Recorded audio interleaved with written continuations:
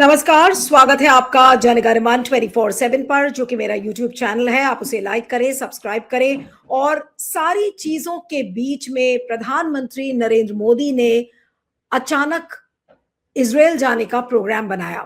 बहुत ही छोटा विजिट है, कुछ क्लोज टू 35 आवर्स यानी कि 35 घंटों का ये ट्रिप है, जिसमें कि मेमोरेंडम ऑफ अंडरस्टैंडिंग साइन होने हैं और वहां के राष्ट्रपति से मिलेंगे। जो इजराइल का पार्लियामेंट है, केनेसेट, आज उसको भी मोदी जी एड्रेस करेंगे। आज सुबह सुबह वो रवाना हो गए। लेकिन इजराइल की इस ट्रिप के पीछे ऐसा लग रहा है कि बहुत सारा कुछ राज है कि आखिर ऐसी क्या बात करने बेंजामिन नेतन्याहू से प्रधानमंत्री मोदी इस समय करने जा रहे हैं, जब कि ईरान को लेकर, ईरान के साथ युद्ध को लेकर बड़ी तैयारियां इस समय हो रही हैं। और लोग सवाल पूछ रहे हैं कि अगर इजराइल ईरान पर हमला करता है तो ऐसे में मोदी जी को अभी जाने की क्या जरूरत थी। तो आप आनंद फानंद में तभी जाते हैं जब आपके पास कोई बहुत बड़ा कंपल्शन हो। वो कंपल्शन क्या हो सकता है? इजराइल के स्ट्रिप के बारे में यह भी कहा जा रहा है कि एक हेक्सागोनल अलायंस बनाने की कोशिश कर रहे हैं बेंजामिन नेतन्याहू, जिसका की हिस्सा भारत भी होगा। अगर आप ध्यान करें तो बेंजामिन नेतन्याहू ने 22 फरवरी को अपने एक स्टेटमेंट में ये कहा था, और उसको मैं पढ़ रही हूं। उन्होंने लिखा था कि in the vision I see before me we will create an entire system, essentially a hexagon of alliances around or within the Middle East. This includes India, Arab nations, African nations, Mediterranean nations like Greece and Cyprus, and nations in Asia that I won't detail at the moment. I will present this in an organized manner.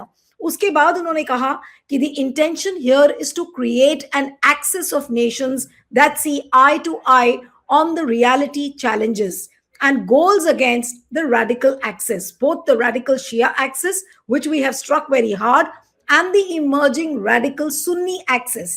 All of these nations share a different perception, and our cooperation can yield great results and, of course, ensure our resilience and our future. तो एक तो ये hexagonal alliance की क्या जरूरत थी भारत के लिए, ये ठीक है या नहीं है? अगर भारत इस हेक्सागोनल अलायंस का हिस्सा बनता है तो ट्रंप, व्लादिमीर पुतिन और चाइना तीनों ये इसको कैसे देखेंगे? दूसरी तरफ एक बात हो रही है जो कि मेन स्ट्रीम मीडिया जिसको बहुत जोर शोर से चला रहा है कि अब जो इजराइल का सीक्रेट लेजर वेपन है उस पर मोदी जी को एक्सेस मिल जाएगा। आयरन डोम की जो पूरी जो टेक्नोलॉजी है, वो एक क्लासिफाइड एयर डिफेंस सिस्टम्स हैं, वो भारत को आसानी से मिल जाएंगे और बिल्कुल ऑलमोस्ट नो कॉस्ट पर, ये बताया जा रहा है। और जो बड़ी बड़ी हेडलाइंस हैं कि आयरन डोम मीट्स सुदर्शन चक्रा, आखिर ये जो ट्रिप है पूरी इजराइल की, इसमें इसको कैसे पढ़ा जाए, इसी के लिए आज हम बातचीत करेंगे। हमारे साथ सीनियर एडिटर है द हिंदू अखबार के Kalol Bhattacharya. Kalol, thank you so much for joining.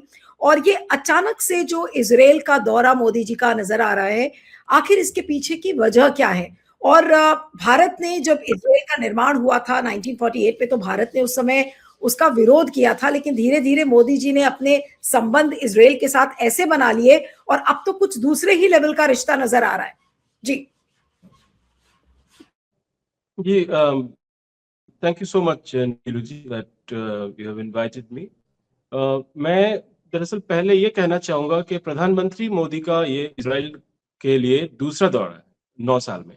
But अगर हम देखें Narendra Modi as a politician, उनका जो रिलेशन है इजराइल के साथ वो काफी पुराना है। और आज 2026 में दरअसल हम नरेंद्र मोदी जी का जो इजराइल के साथ जो एक विजिट एक्सचेंज करने का जो हिस्ट्री है उसका 20 साल पूरा हो रहा है। क्योंकि 2006 में जब वो गुजरात के चीफ मिनिस्टर थे, उस वक्त वो पहली बार इजराइल ट्रैवल पर गए थे।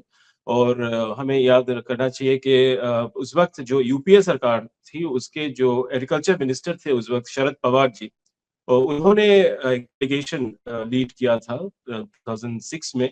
और उस डेलीगेशन में एग्रीकल्चर को लेकर बहुत बड़ा एक इनिशिएटिव लिया गया था इजराइल की ओर से। और उस इनिशिएटिव के तहत जो नरेंद्र मोदी, जो कि उस वक्त के गुजरात के चीफ मिनिस्टर थे, वो पहली बार तेल अवीव गए थे। तो इजराइल के साथ जो प्राइम मिनिस्टर मोदी का रिश्ता है वो काफी पुराना है। और नरेंद्र मोदी भारत के इतिहास के एकमात्र प्रधानमंत्री हैं जो प्रधानमंत्री बनने से पहले इजराइल के सफर कर चुके थे, इजराइल टूर कर चुके थे। भारत के इतिहास में ऐसा कोई और प्रधानमंत्री नहीं है जो कि प्रधानमंत्री बनने से पहले इजराइल गए थे। तो एक बहुत ही एक स्पेशल रिलेशन है। जैसे कि अगर आप कंपेयर करें कि जैसे इंदिरा गांधी जब प्राइम मिनिस्टर बनी, उसके लगभग 20 साल पहले वो सोवियत यूनियन टूर करने गए थे 1954 या 1950 अर्ली 50s में शायद।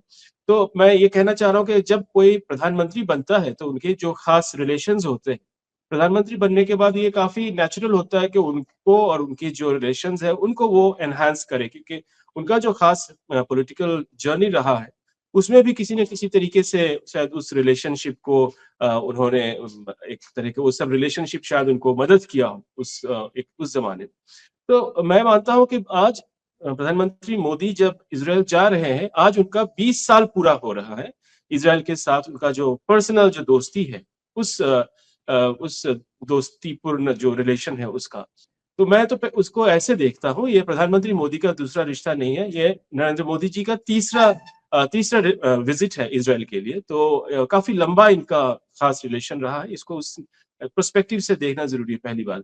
दूसरा है कि अगर आप देखें जो इजराइल के साथ भारत की जो एक तरह का रिलेशन रहा है, इजराइल ने बहुत शुरू से ही एक किस्म का डाइवर्सिफाइड फॉरेन पॉलिसी भारत के लिए फॉलो किया था।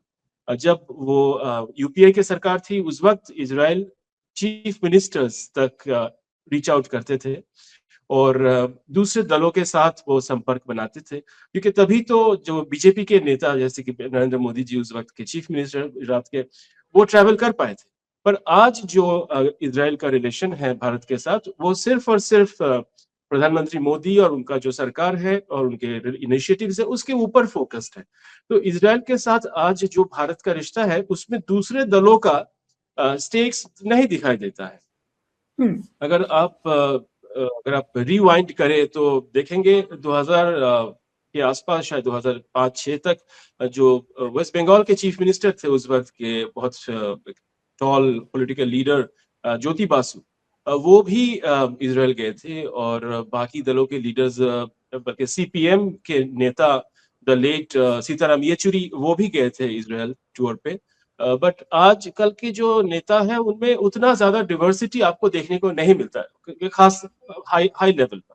हाँ, शायद जूनियर लेवल पर कुछ छोटे स्तरों पर शायद इजराइल ट्रैवल करने जाते हैं कांग्रेस पार्टी या फिर दूसरे दलों से भी, पर बड़े लीडर्स जो है वो आजकल नहीं जाते इजराइल, क्योंकि वो विजिबिलिटी जो एक प्राइम मिनिस्टर के लेवल पे मिलता है इजराइल को, वो दूसरे नेताओं के साथ नहीं मिलेगा।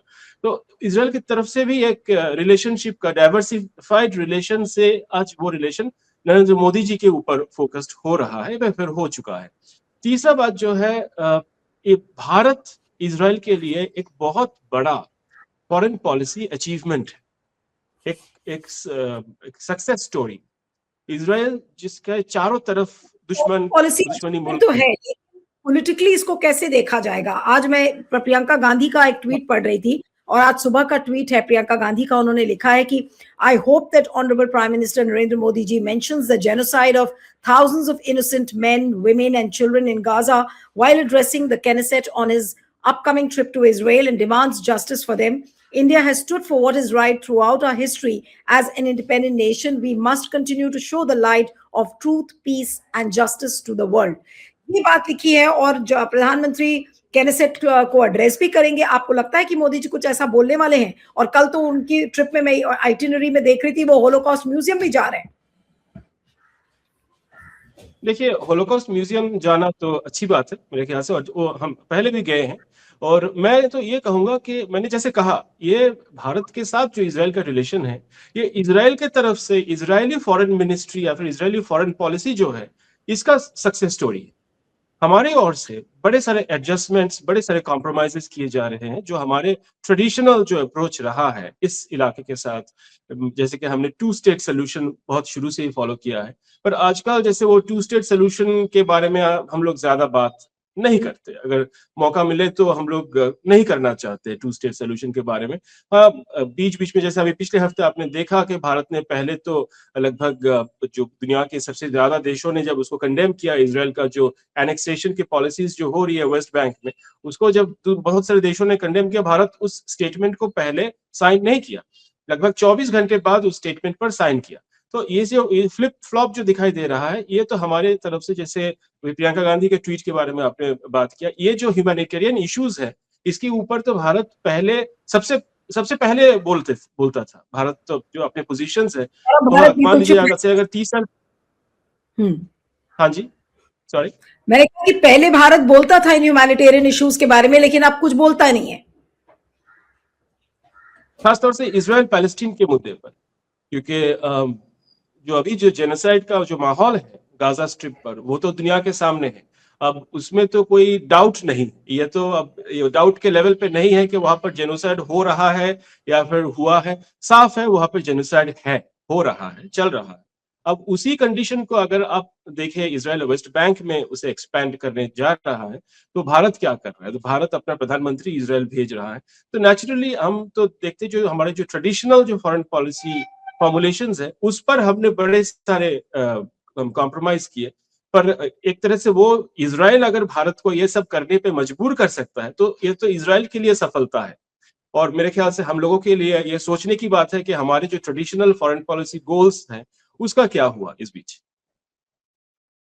लेकिन भारत को क्या आपको लगता है कि पॉलिटिकली स्पीकिंग और डिप्लोमेटिकली स्पीकिंग इजराइल के साथ खड़े होने में भारत को नुकसान आपको ज्यादा दिखता है, और बेंजामिन नेतन्याहू ने शायद ज्यादा मोदी जी के कंधे पर चढ़कर अपना फायदा कर लिया है? किस तरह से देखेंगे, क्या भारत को ज्यादा नुकसानदेह है भारत के लिए नेतन्याहू के साथ दिखना? रिलेशन इजराइल के साथ पहले जैसा होता था अब उस तरह का नहीं है, क्योंकि पहले इजरायली स्टेट और इंडियन गवर्नमेंट, इन दोनों में रिश्ते होते थे। अभी काफी लीडरशिप स्पेसिफिक रिश्ता है। अभी एक तरफ बेंजामिन नेतन्याहू नरेंद्र मोदी जी के बारे में कहते हैं, और प्रधानमंत्री मोदी जैसे आज ट्वीट किया है, उन्होंने ट्वीट में लिखा है कि बेंजामिन नेतन्याहू के साथ वो बातचीत करने जा रहे हैं। तो बहुत क्लियर मैसेजिंग है कि ये लीडर टू लीडर एक किस्म का खास दोस्तीपूर्ण रिलेशन है, और उसमें शायद जिस तरह की ट्रांसपेरेंसी हम मीडिया वालों को चाहिए, उस तरह का ट्रांसपेरेंसी हमें नहीं दिखाई। जैसे आपने मेंशन किया कि एग्रीमेंट्स की बात की जा रही है, अगर एग्रीमेंट्स होना है इस लेवल के, उसके पहले हमारे पास कोई ब्रीफिंग या फिर कोई इंफॉर्मेशन नहीं है कि जैसे कि स्टार वॉर लेवल की जो बातचीत हो रही है कि मिसाइल डिफेंस शील्ड के बारे में भारत को मिलेगा या फिर कुछ इस तरह की चीजें हैं, उसका कोई ट्रांसपेरेंट कोई डिस्कशन अब तक नहीं हुआ है। तो जो भी हो रहा है वो क्लोज डोर के पीछे। कल्लू, लेकिन एक आपने बहुत इंपॉर्टेंट बात कही कि जो भी चीजें हो रही है वो क्लोज डोर के पीछे हो रही हैं, ट्रांसपेरेंसी नहीं है। अगर इस तरीके का कोई एक मिलिट्री अलायंस मुझे दिख रहा है इजराइल और इंडिया के बीच में, जहां पर हम आयरन डोम की जो टेक्नोलॉजी है वो उसको हम एक्सेस करेंगे, उनके जो मिलिट्री वॉरफेयर टैक्टिक्स हैं उसका एक्सेस अगर भारत को मिलेगा, तो क्या ये सब चीजें संसद के अंदर या फिर विपक्षी पार्टियों से क्या डिस्कस करना ठीक नहीं होता? ये चीजें आप और एक ऊपर से आप हेक्सागोनल अलायंस की भी आप बात कर रहे हैं कि आप ऐसा अलायंस बनाने जा रहे हैं जो कि धर्म आधारित है, रेडिकल एक्सेस है, शिया एक्सेस, सुन्नी एक्सेस, क्यों आखिर? और ये बोला जा रहा है मेन स्ट्रीम मीडिया में कि this is a strategic and an ideological convergence. इसकी बात की जा रही है कि आइडियोलॉजिकली कन्वर्ज कर रहे हैं दोनों, मोदी और बेंजामिन नेतन्याहू। इन चीजों को किस लाइट में देखा जाए? जो आपने जैसे कहा, ये कि इजराइल की तरफ से और नेतन्याहू जी की तरफ से कहा जा रहा है कि हेक्सागोनल अलायंस हो रहा है, और शिया एक्सिस और सुन्नी एक्सिस, ये सब जो बातें हैं, ये भारत के फॉरेन पॉलिसी फॉर्मुलेशन में इस तरह के जो प्राइम मिनिस्टर नेतन्याहू की जो लैंग्वेज है, उस तरह के इस लैंग्वेज का इस्तेमाल नहीं होता है। क्योंकि जिसे वो शिया एक्सिस कह रहे हैं, वो भारत का स्ट्रेटेजिक पार्टनर ईरान कहलाता है।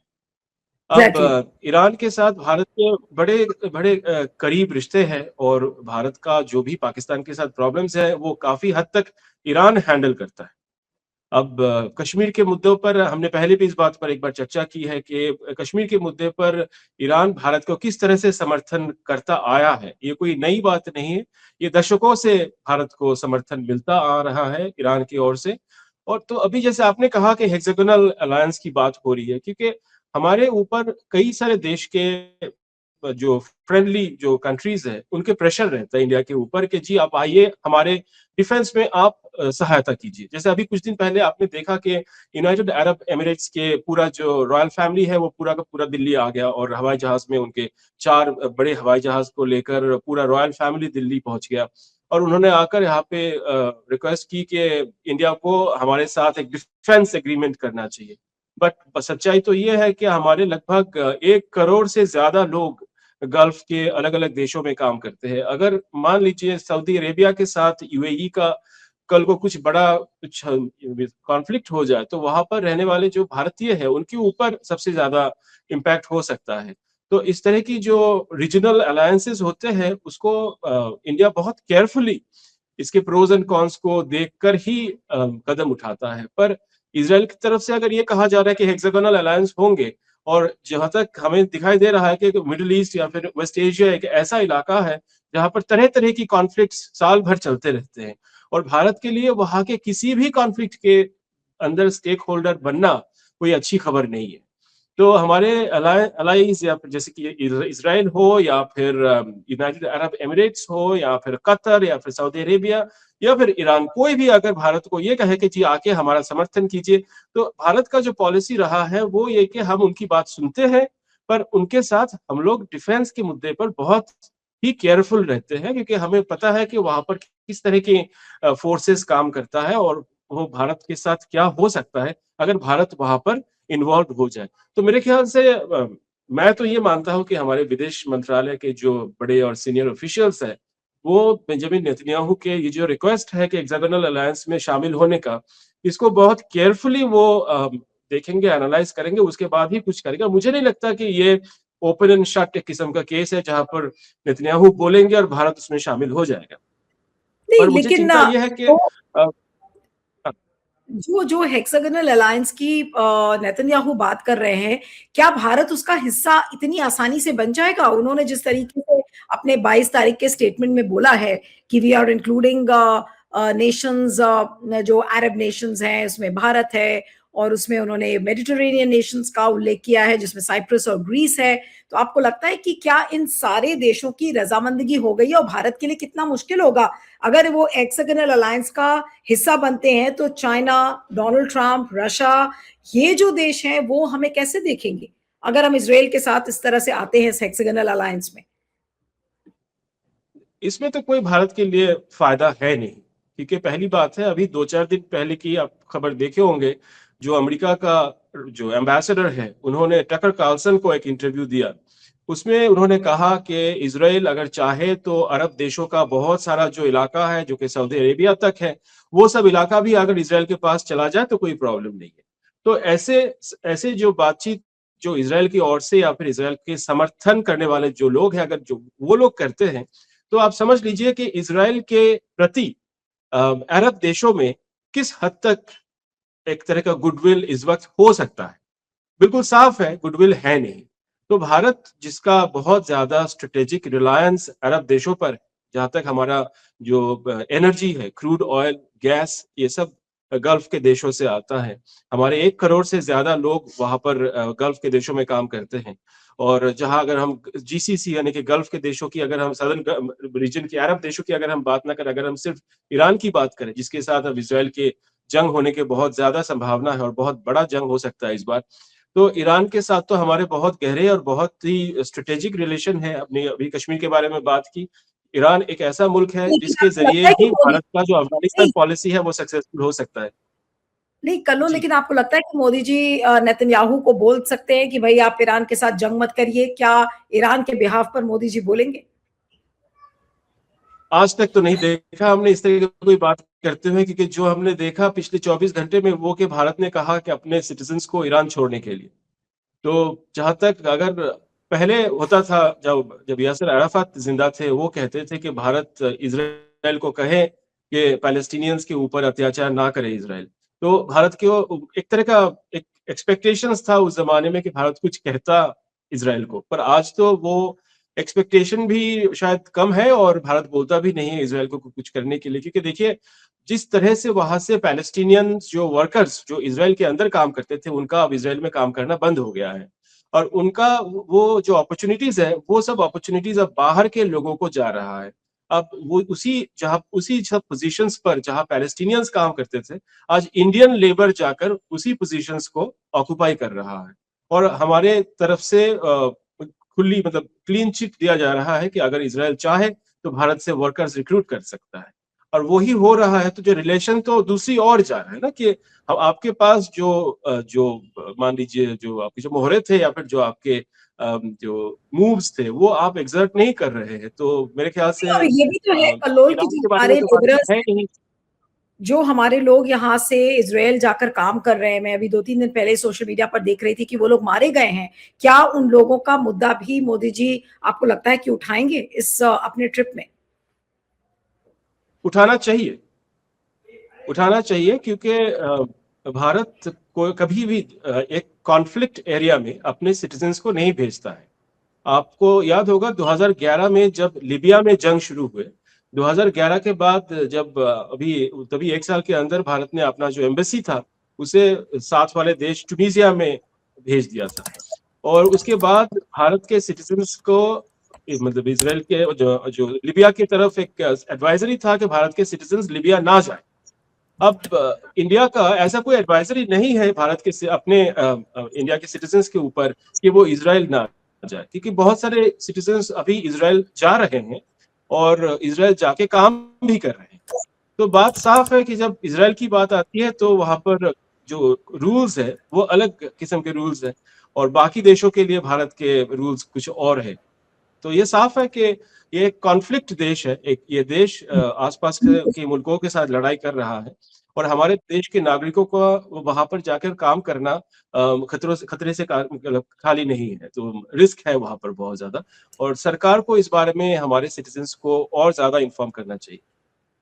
लेकिन कल्लोल, एक चीज और भी बहुत सारे लोग सोशल मीडिया पर और इसको लेके बात कर रहे हैं, हालांकि ऑफिशियली कोई चीज इसको लेके प्रूव नहीं हुई है, लेकिन अभी हाल में हमने देखा कि एप्स्टीन फाइल्स में नाम आया है, और 2017 में जब मोदी जी गए थे तो एप्स्टीन का जो मेल है उसमें वो कहते हैं कि Modi ji sang and danced to please Donald Trump in Israel.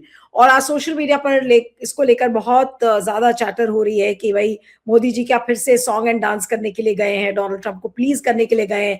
कुछ लोग ये भी कह रहे हैं कि क्या ऐसा तो नहीं कि एप्स्टीन फाइल्स, अभी कल जैसे राहुल गांधी ने कहा कि अभी तो बहुत सारी फाइल्स ओपन होने हैं, बहुत सारे फोटोग्राफ्स अभी ओपन होने हैं, तो कहीं ऐसा तो नहीं कि उन फाइल्स को डिलीट करवाने के लिए मोदी जी इजराइल गए हैं। बहुत ज्यादा मिस्ट्री में श्राउडेड है पूरी ये ट्रिप, कि आखिर ये इतना मिस्टीरियस तरीके से और उसको छुपा कर ढक कर क्यों किया जा रहा है। क्या ये शक सही हो सकते हैं? एप्स्टीन फाइल्स को लेके हो सकता है गए हो, ठीक है, कहने के लिए है कि आयरन डोम मीट्स सुदर्शन चक्र and hexagonal alliance, but back of the meetings ये सारी बातें हो सकती हैं। जी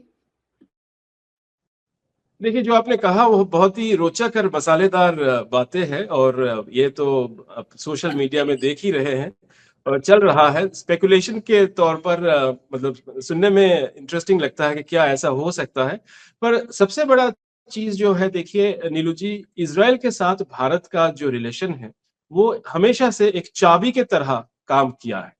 1990s में जब भारत लिबरलाइजेशन की ओर बढ़ रहा था, उस वक्त हमारे लिए सबसे बड़ा जो चैलेंज था वो था अमेरिकन गवर्नमेंट के साथ दोस्ती करना, क्योंकि आपको याद होगा बिल क्लिंटन अपने दौर के अपने जो टेन्योर के लास्ट में ही भारत आए थे, और शुरू से उनके भारत की तरफ से बहुत कोशिश भी की गई थी रिलेशन को आगे बढ़ाने के लिए।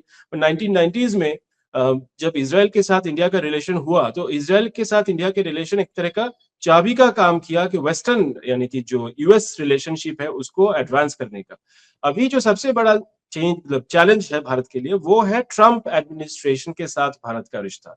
अभी फरवरी 2025 के बाद प्रधानमंत्री मोदी और प्रेसिडेंट ट्रंप के बीच कोई मीटिंग नहीं हुई। अब एक साल होने जा रहा है अभी तक कोई मीटिंग नहीं हुई है। फोन पर बातचीत हुई है। इंडिया यूएस ट्रेड एक फ्रेमवर्क एग्रीमेंट हुआ है, पर उसके फाइनल डिटेल्स अभी तक नहीं दिखाई दे रहे हैं। देश में फार्मिंग कम्युनिटीज जो है वो 27 तारीख को एक बहुत बड़ा प्रोटेस्ट निकालने जा रहे हैं, 27 फरवरी को।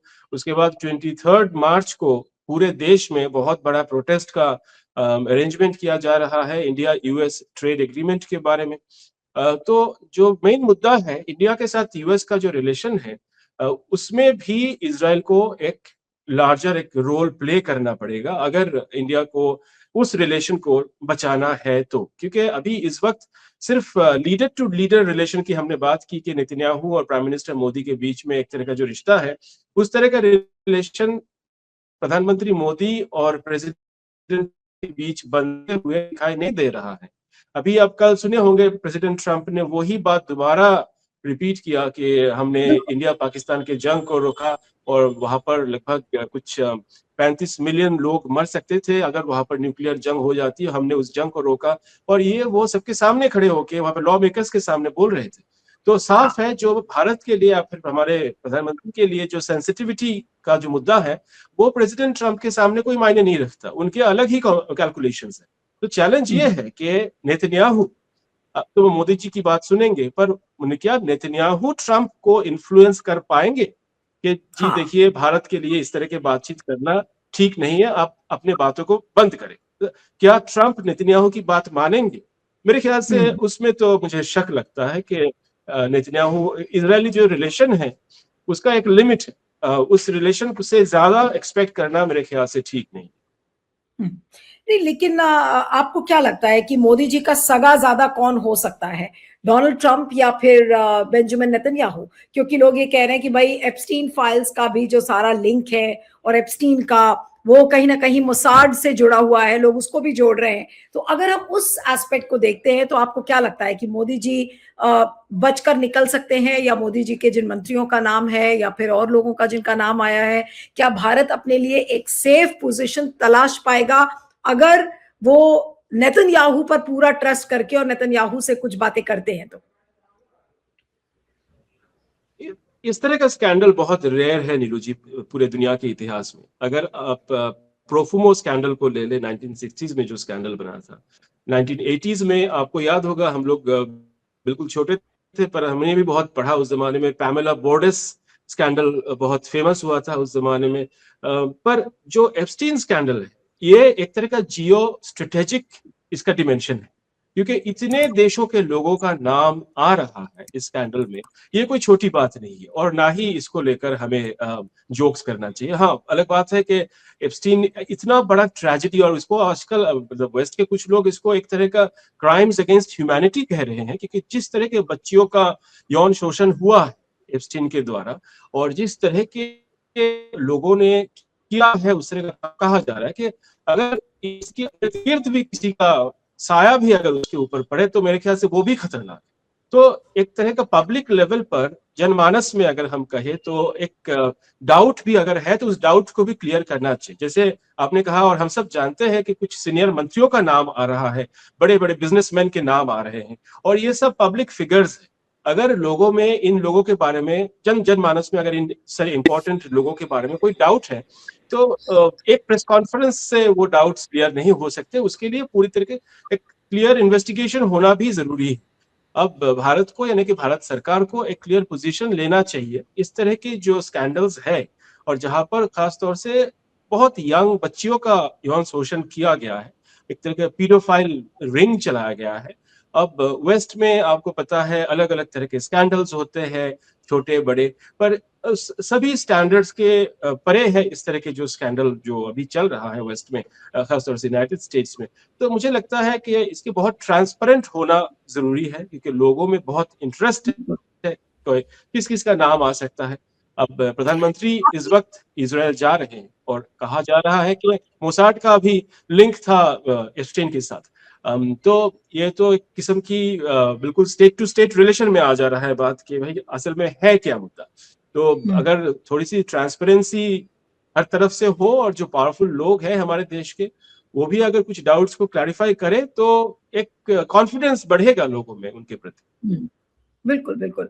आपने ट्रांसपेरेंसी की बात किया और एप्स्टीन फाइल्स से ही जुड़ी हुई ऐसी खबरें भी आई थी कि एक मेल जो एप्स्टीन के विक्टिम्स को कॉम्पनसेशन के लिए लिखा गया था, वो मेल 6 साल पहले भारत जो अमेरिकन एम्बेसी इन इंडिया है उसको लिखा गया था, लेकिन उन लोगों की तरफ से कोई हमें कुछ सुनाई नहीं पड़ा कि आखिर वो भारत की कौन सी लड़की थी जो जेफरी एप्स्टीन का शिकार हो गई। लेकिन अब जो और ये मेरा आखिरी सवाल है आपसे, क्या प्रधानमंत्री क्या इजराइल दौरे में एप्स्टीन की बात भी करेंगे? हालांकि बहुत सारे उनके एमओयूज उनको साइन करने हैं, स्ट्रेटेजिक टाइज को कैसे बढ़ाना है, आयरन डोम की टेक्नोलॉजी, उसकी लेजर बीम, ये सब तमाम बातें हो रही हैं, लेकिन इस बीच में क्या आपको लगता है कि मोदी जी जो प्राइवेट डिनर उनका है बेंजामिन नेतन्याहू के साथ, क्लोज डोर डिनर, उसमें ये बातें क्या निकल कर आ सकती हैं एप्स्टीन फाइल्स को लेकर? देखिए, पहली बात तो है, जैसे हमने डोनाल्ड ट्रंप के बारे में भी डिस्कस किया, खैर वो अलग बात से डिस्कस किया, पर ट्रेडिशनली क्या होता है जब एक इस तरह की विजिट होती है तो ये बायलैटरल विजिट होते हैं, पर इजराइल के साथ भारत का रिश्ता ऐसा है, ऐसे विजिट्स में हमने देखा कि रीजनल मुद्दे आ जाते हैं, पाकिस्तान के बारे में भारत के जो कंसर्न्स है वो आ जाते हैं, क्योंकि काउंटर टेरर के बारे में हम बात करते हैं, तो इंडिया के साथ अमेरिका का रिश्ता कैसा है उसका भी जिक्र होगा, मेंशन होगा, पर मुझे नहीं लगता जो तीसरे देशों की जो स्कैंडल्स है या फिर तीसरे देशों में जुड़ी हुई जो सेंसिटिव बातें हैं, हम खैर एप्स्टीन के बारे में यूट्यूब चैनल में बैठे आपसे बात कर रहे हैं, पर अगर भारत की ओर से प्रधानमंत्री बायलैटरल टूर पर गए हुए, मुझे नहीं लगता कि किसी तीसरे देश के जो स्कैंडल्स है या फिर इस तरह की इश्यूज है वो बातचीत के दौरान आएंगे। पर जैसे आप और हम सभी जानते हैं कि पत्रकारिता में एक बात होती है जिसे हम कहते हैं कूलर टॉक्स, यानी कि पानी पीते टाइम या फिर कॉफी पीते टाइम दो चार बातें इधर उधर की जो हो जाती है, ये शायद ऑफिशियल लेवल पर कुछ बातें इनफॉर्मली की जाएगी, पर उसके जो इनफॉर्मल जो बातचीत है उसके तो फॉर्मल लेवल पर कोई फीडबैक हमें नहीं मिलेगा, मुझे ऐसा लगता ऐसा है। ऐसा आपको कोई अंदेशा ये है कि स्कैंडल एक नहीं, लेकिन आपको ये लगता है कि एप्स्टीन फाइल्स से जुड़ा हुआ कोई ऐसा डिलीट करवाने का भी मसला हो सकता है कि भाई चलो अगर मेरा नाम आ रहा है या मेरे मंत्रियों का नाम आ रहा है तो मोदी जी नेतन्याहू से कहेंगे कि प्लीज आप डिलीट करवा दीजिए, और ऐसा, क्योंकि लोग इसको लेकर भी बहुत चर्चा कर रहे हैं और बड़ा इंटरेस्ट है लोगों को, इसलिए मैंने ये सवाल आपसे पूछा जी। नहीं, सोशल मीडिया पे तो बहुत सारी चीजें मतलब बातचीत हो रही है, पर मुझे नहीं लगता कि नेतन्याहू जी के पास डिलीट बटन है, क्योंकि वो तो जो एविडेंस है एप्स्टीन के कारनामे का वो तो अमेरिकन जस्टिस डिपार्टमेंट के पास है, और अमेरिकन जस्टिस डिपार्टमेंट सब पता होना चाहिए पॉसिबल है उसको एक्सेस करना किसी की बस की बात नहीं है। और अभी आप देखे होंगे प्रेसिडेंट ट्रंप ने कई के ऊपर और उसके सुप्रीम कोर्ट यूनाइटेड स्टेट्स आकर उसी टैरिफ्स को खारिज कर दिया। तो अमेरिकन जस्टिस सिस्टम में जो बातचीत जो भी केस आ जाता है वो किसी और दूसरे देश के प्रधानमंत्री या राष्ट्रपति के बस की बात नहीं है कि उसको कंट्रोल कर पाए। हाँ, बस प्रार्थना कर सकते हैं कि उससे कोई बड़ा एम्बैरेसिंग कोई और डिटेल्स हमारे सामने ना आ जाए, पर मुझे नहीं लगता है कि अगर आना होगा तो आएगा, और क्योंकि अमेरिकन जस्टिस सिस्टम के पास है, आपको लेकिन पता आप है ये कि कह जो रहे हैं अभी कि बड़े बड़े केसेस है आप ये अमेरिकन कह रहे हैं, आपने कहा कि एप्स्टीन फाइल्स की जो चाबी है वो अमेरिकन डिपार्टमेंट ऑफ जस्टिस के पास है, नेतन्याहू डिलीट बटन नहीं दबा सकते एप्स्टीन फाइल्स का मोदी जी के लिए? जी, कोई डिलीट बटन कोई नहीं दबा सकता, क्योंकि अमेरिकन जस्टिस डिपार्टमेंट के जो हाथ और पैर है वो बहुत लंबे हैं और बहुत ताकतवर है, और नेतन्याहू जी तो खैर खुद ही उनके ऊपर वेस्ट के इतने सैंक्शंस लगे हुए हैं कि उनको तो बचाने में अमेरिका ही लगा हुआ है कि भाई नेतन्याहू जी ठीक ठाक रहे, बिल्कुल। पर मुझे नहीं लगता कि वो कुछ कर पाएंगे, कि अमेरिकन जस्टिस सिस्टम काफी स्ट्रांग है जहां तक ऐसे मुद्दे हैं जहां पे वो पब्लिक सेंटिमेंट को पहुंच जाता है ना, हाँ। तो जहां पर इस तरह के केसेस मतलब पब्लिक ओपिनियन और पब्लिक सेंटिमेंट को टच करता है तो जस्टिस डिपार्टमेंट अपने हिसाब से ही काम लेते हैं। लेकिन एक सवाल बस चलते चलते और पूछना चाहूंगी कि इस समय नेतन्याहू का जो विरोध है, वहां का विपक्ष, इजराइल का विपक्ष बहुत ज्यादा पुरजोर तरीके से उनका विरोध कर रहा है और बहुत ही ज्यादा अगेंस्ट है।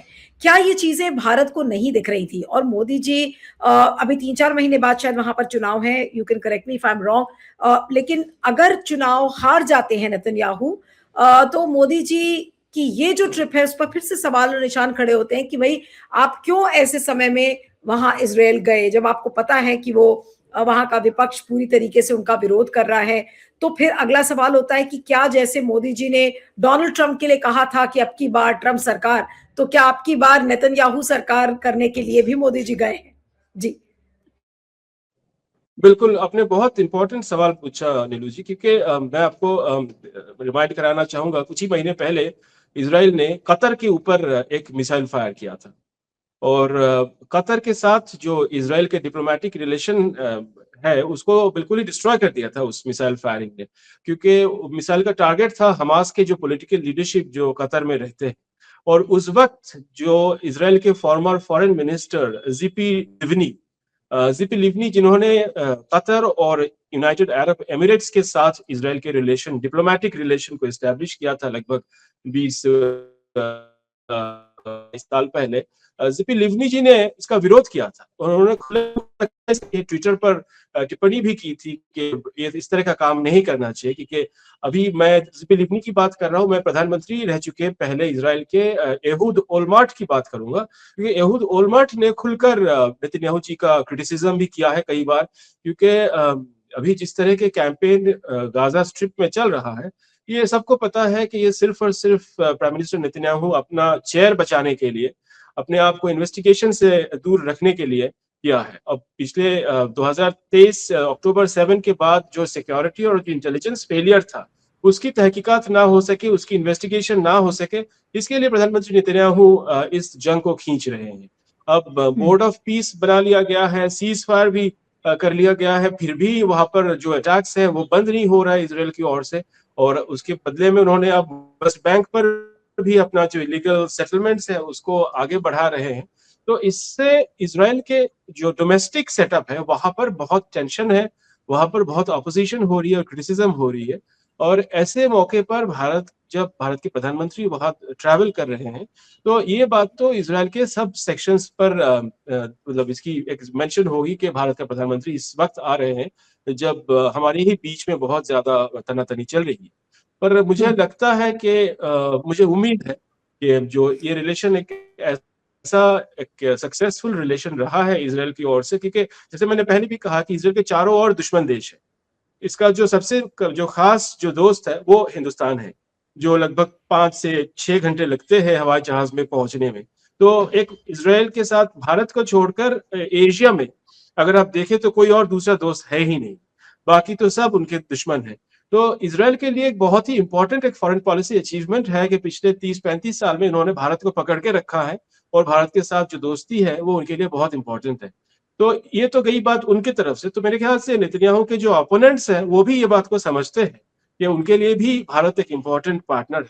पर इस पार्टनरशिप को मतलब लीडरशिप सेंट्रिक अगर हो जाए तो मेरे ख्याल से उनके लिए भी एक क्रिटिसिज्म का पॉइंट बनेगा।